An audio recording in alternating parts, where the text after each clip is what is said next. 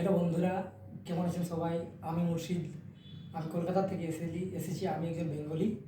আমি এখানে জব করি একটা হোটেলে। আমি একজন শেফ। আমার 2 মাস আগে একটা রোগে আমি যুক্ত হয়েছিলাম, সেটার নাম হয়েছে ফিস্তুলা। সেটা আমি জানতাম না। আমি গুগল মিটের মাধ্যমে এই ডাক্তারবাবুর সাথে যোগাযোগ করে এখানে এসেছি।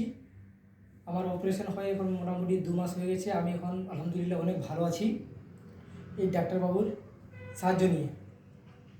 আর যদি কারো ফিস্টুলা হয়ে থাকে তো এইখানে আরোগ্য পাইলস হেলথ হেলথ কেয়ার, যেটা জেপি নগর 5 ফেজ ড্রিম মার্টের নিয়ারে অবস্থিত। আপনারা আসতে পারেন।